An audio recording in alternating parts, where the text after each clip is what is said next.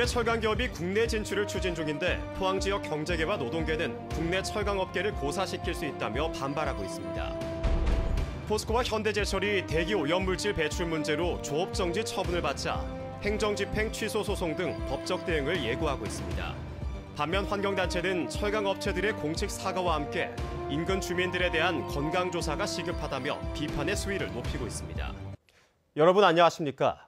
중국의 유력 철강회사가 지난달 부산에 투자 의향서를 제출하자 포항 지역 경제계와 노동계가 재검토를 요청했습니다.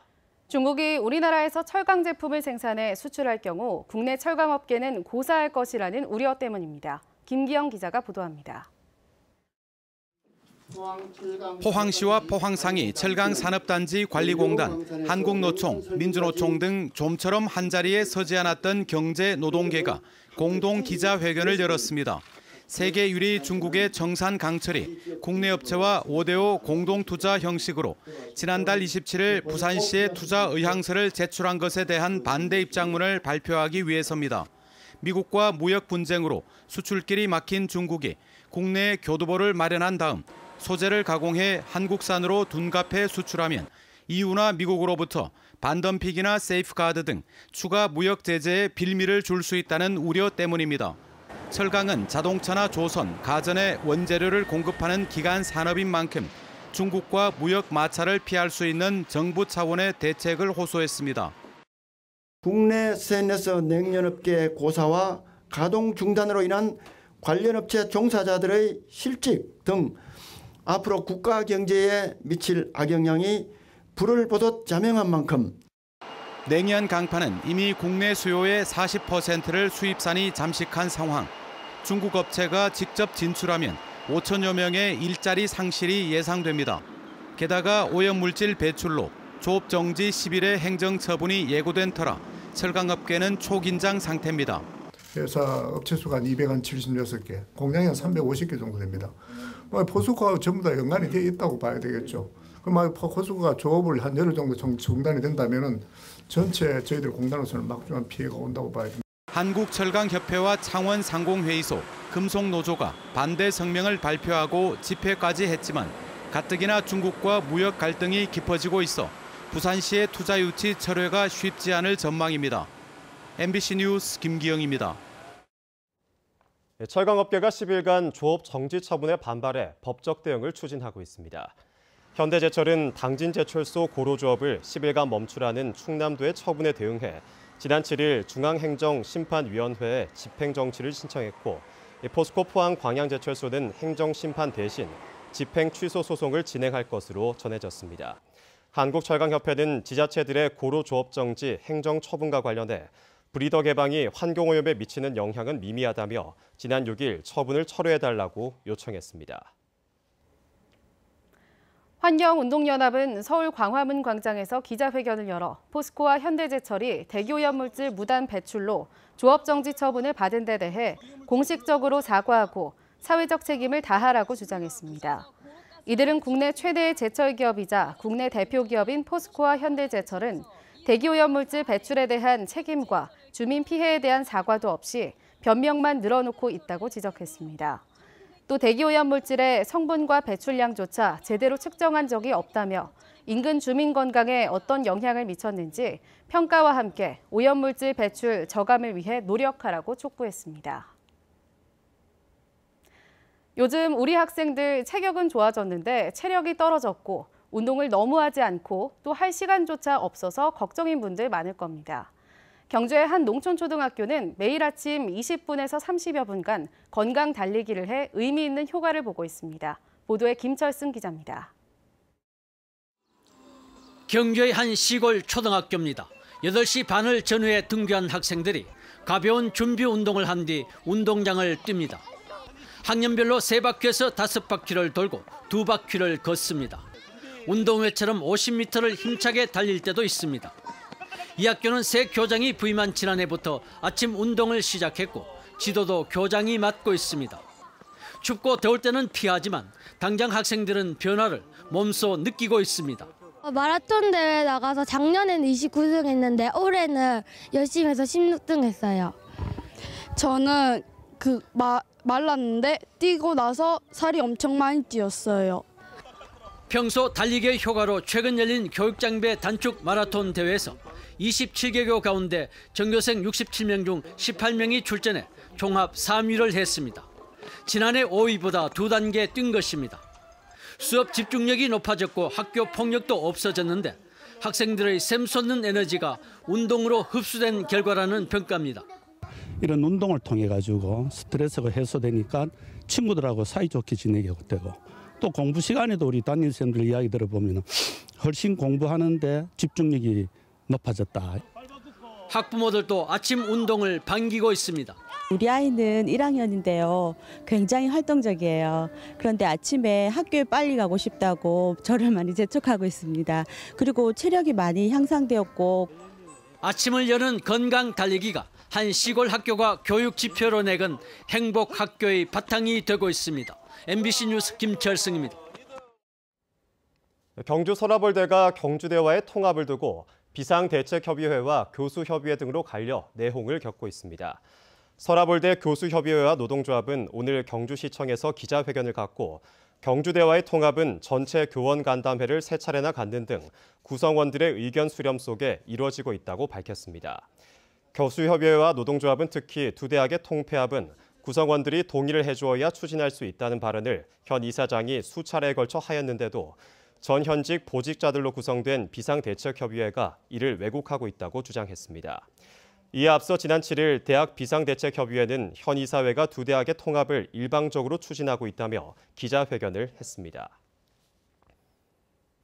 포항시 오천읍과 제철, 청림동 주민 300여 명이 오늘 포항시청 앞에서 집회를 열어 포항시 생활 폐기물 에너지화 시설 운영을 중단하라고 촉구했습니다. 주민들은 포항시가 최신 설비로 SRF 시설을 운영한다고 했지만 쓰레기 소각 시설은 다이옥신 등 발암물질과 미세먼지를 배출하는 데다 굴뚝 원격 감시 체계에는 다이옥신 측정이 포함되지 않는다고 주장했습니다.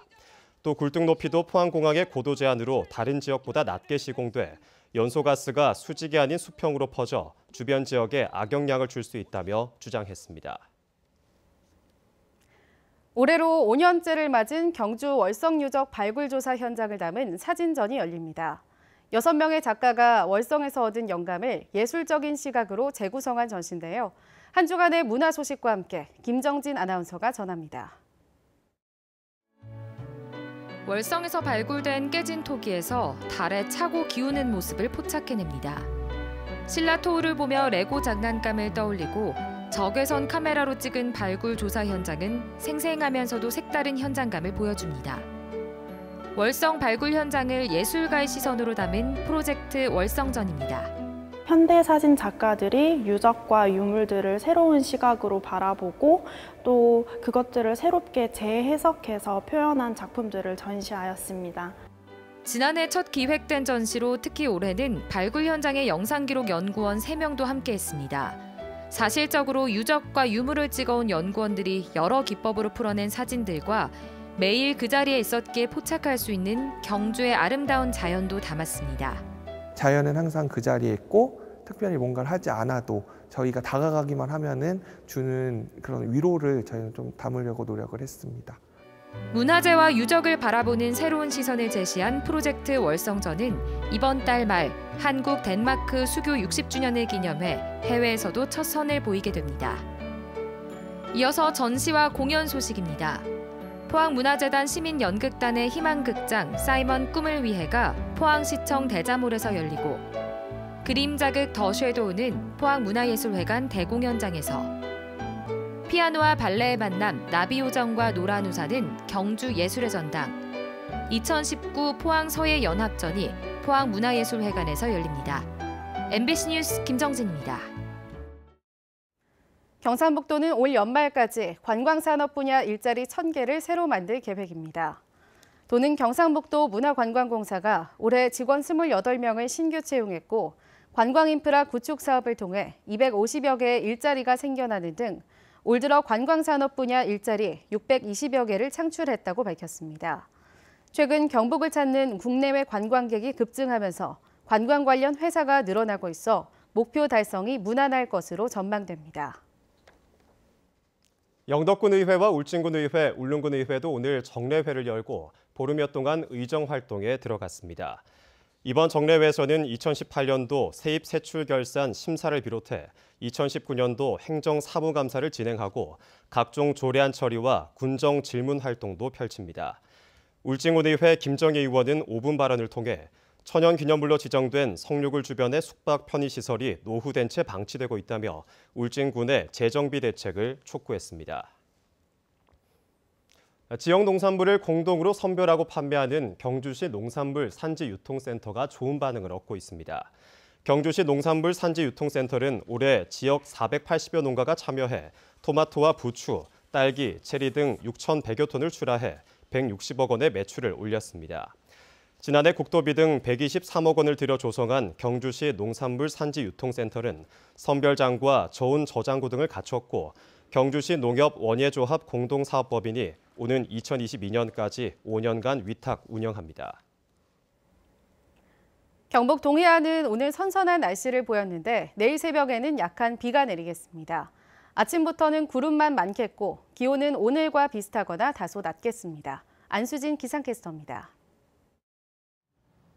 오늘 선선해서 야외 활동하기 좋았습니다. 내일 경북 동해안으로는 온종일 구름 많이 지나는 가운데 새벽 사이에는 울릉도와 독도에 약한 비가 내릴 가능성이 있습니다. 예상되는 비의 양은 5mm 미만으로 양은 많지 않겠습니다. 내일 아침 기온은 평년 수준에서 출발하겠고요. 낮 기온은 크게 오르지 못하면서 경북 동해안의 한낮 기온 19도에서 22도로 선선하겠습니다. 울릉도와 독도의 낮 기온은 20도 아래에 머물면서 다소 쌀쌀하겠습니다. 내일까지 동해안으로는 너울에 의한 높은 물결이 방파제나 해안도로를 넘는 곳이 있겠습니다. 안전사고에 유의하시기 바랍니다. 자세한 내일 날씨 알아보겠습니다. 내일 가끔 구름 많겠습니다. 아침 기온 14도에서 16도, 낮 기온은 19도에서 22도입니다. 울릉도와 독도는 새벽 한때 비가 오겠고 이후엔 흐리겠습니다. 아침 기온 울릉도 14도, 독도 16도, 낮 기온은 울릉도와 독도 18도입니다. 동해상 곳곳으로도 아침까지 비가 내리는 가운데 바다의 물결 동해 전해상에서 최고 2.5m까지 일겠습니다. 모레부터는 대체로 맑은 하늘을 되찾겠고요. 기온은 평년 수준에 머무르면서 초여름 날씨를 보이겠습니다. 날씨였습니다.